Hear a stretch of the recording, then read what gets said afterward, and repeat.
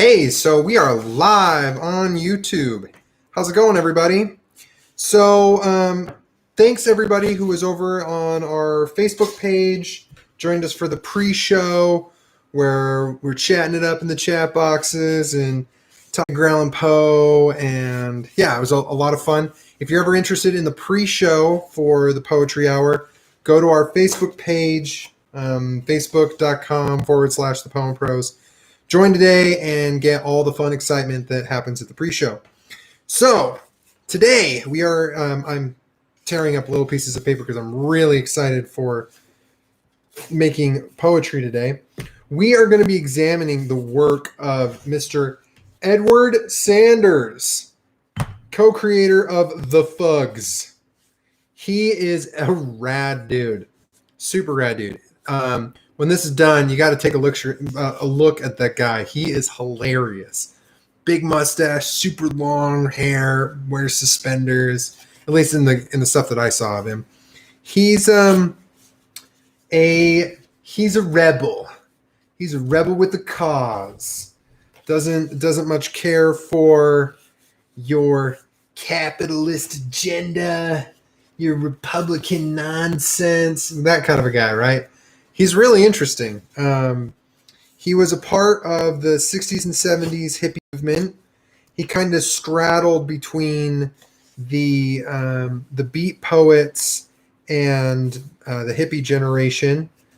It sounds like I'm almost repeating Wikipedia like word for word, but when you contemplate what his position is in terms of the historical nature of him, yeah, he definitely bridged. He really interesting guy. His poetry is very reminiscent of traditional work in that it does recognize meter. Meter is by far one of the most difficult things for poets to participate in. See, the way meter works is with every word, there is some stresses. Some parts are unstressed and some parts are stressed. So like the word stressed, right? Like the stress is like it would be the stressed portion of the word, while the kind of like is unstressed. And this creates a rhythm, okay, a syllabic rhythm. And as he is a musician and also classically trained in that he got a degree in Greek, rhythm meter is really crucial to how he writes poetry. So as we go through his poetry, it'll be really important to focus on the way that he does rhythm. Unlike from our last episode in episode 6, where we explored the poetry of Elise Notley, where she kind of stressed the rhythm of the poem over and over and over. This is a poet who, understanding the stressed and unstressed portions of words, creates meter and rhythm. So please get some tea. Please, please, please.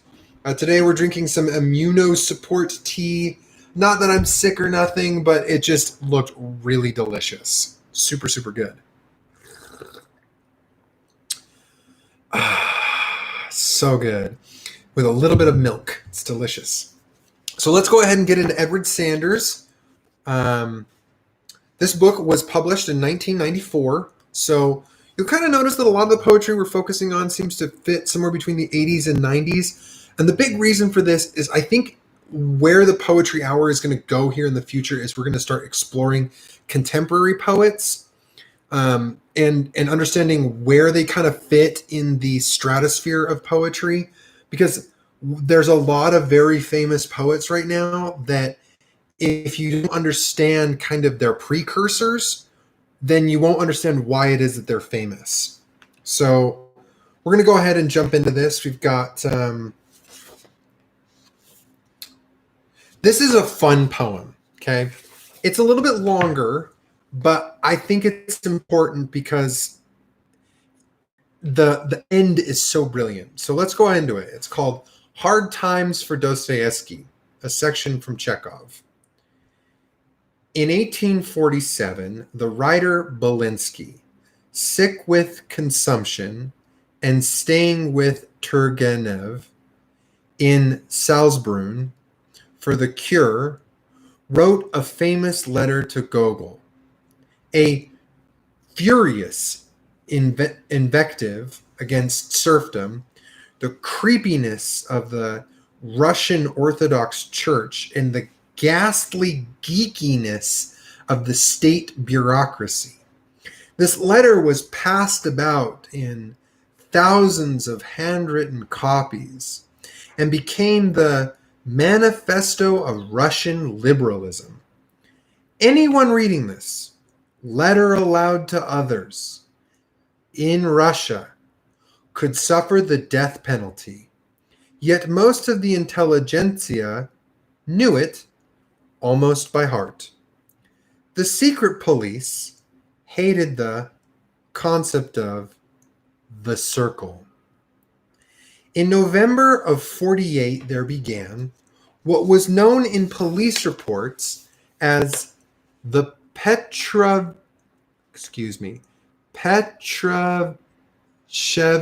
Circle. Petrashevsky. Oh, it's a hard word. Those Russian words intimidate me. A group of young intellectuals met Friday evenings, much like the intellectuals of the Poetry Hour. We meet every day at 10:30-ish. Anyway, in the library in Mikhail Petrashevsky's house in Petersburg. The library had the works of Fourier, Proudhon, Marx, Feuerbach, and others. The base of the meetings was the hunger for representative democracy and various propositions for communal economics. These were communist meetings. Okay, the Tsar shook his epaulets in anger when the secret police told him about it. At one of the meetings of the Petra Circle, and he actually makes a circle here, much like this circle here, Dostoevsky was chosen to read Belinsky's letter to Gogol. That was the main ground for his arrest. On April 23rd, Dotso and his brother and 30 others were popped. 22nd, they were condemned to death and driven to a large outdoor execution zone. And just when the soldiers were about to fire, the Tsar commuted the sentence to Siberia. Dots was sent to Omsk for 4 years, hard time among hard timers, and another 6 years of exile before he could return to the literary life of Moscow or St. Petersburg. There's nothing quite like a few years in Serbia to calm the passion for Rev and focus the inner scream. Ooh, so good, right? There's nothing quite like a few years in Siberia to calm the passion for Rev and focus the inner scream. Where do you find yourself inside? What is it in your world that makes you want to scream, right? For Edward Sanders, who started the literary magazine known as, this is a naughty word, everybody, Fuck You, a literary magazine for arts. When he started that, he was prosecuted by the police for his little bookstore that he had. Can you believe that?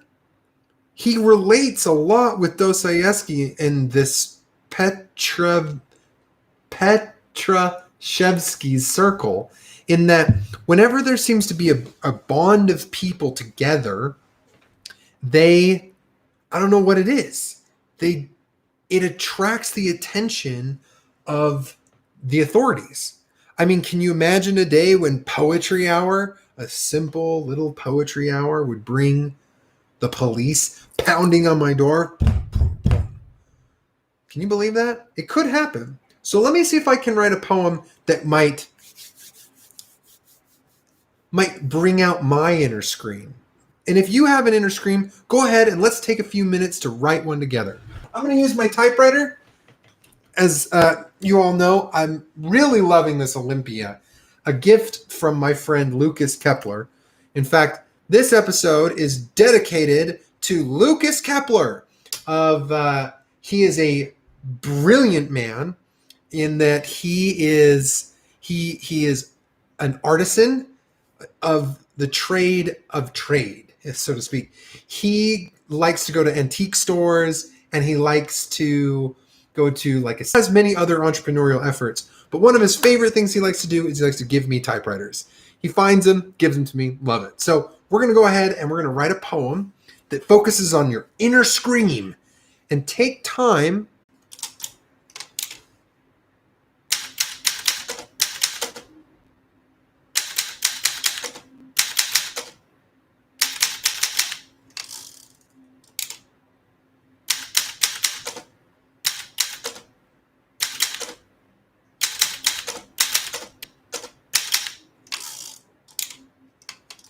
How's that poem going? It's going pretty good. I'm about halfway done.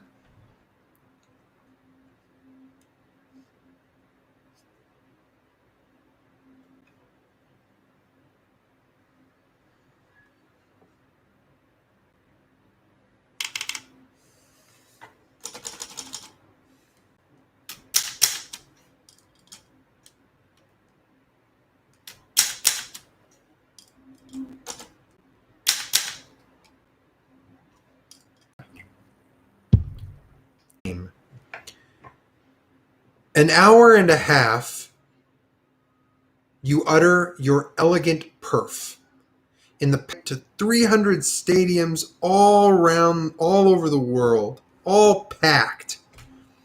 Finally, you finish, and 30 million people are on their feet, screaming and jogging in place. Clap for hours till their palms are covered with blood, and blistered hemus mists still spuming from along the edges of whacking fingers.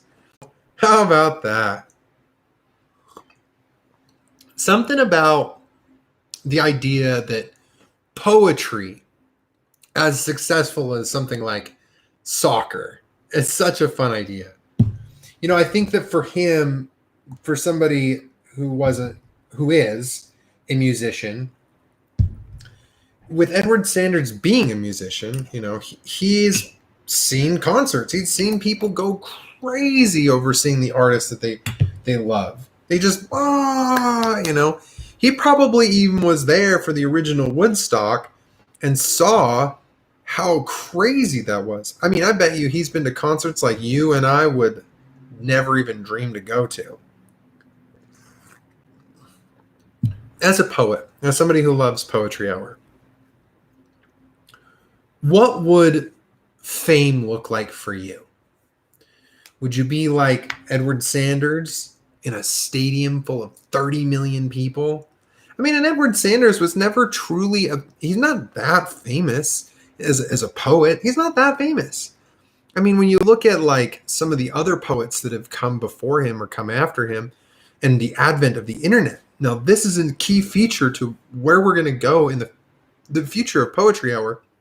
Is the poets of the 70s, 80s, and 90s were made famous by word of mouth, people talking and sharing poetry or finding it in magazines.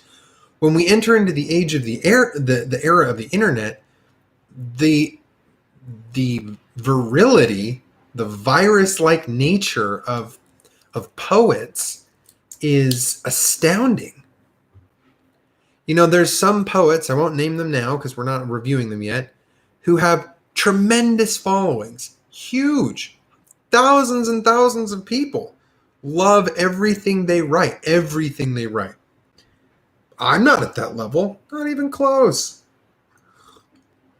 I might one day. In fact, I would hope that one day I could be a poet that 30 million people clapping for hours, blood spurting from their fingers and palms because I wrote something so magnanimous, you know?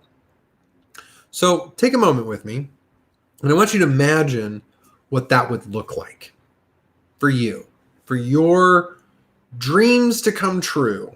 What would fame look like for you? No title, but it starts. The catbird rests on the ash branch, grazing, and beats his bill against it over and over, compulsively, perhaps seeing his reflection. And so many of us do that in life, bash out at the reflections of our own beliefs. This is a good one. Let's do it again. The catbird rests on the ash branch, grazing a window of my studio. He beats his bill against it over and over, compulsively, perhaps seeing his reflection. And so many of us do that in life. Bash out at the reflections of our own beliefs. You know, it's kind of true. All right, let's launch into the next one.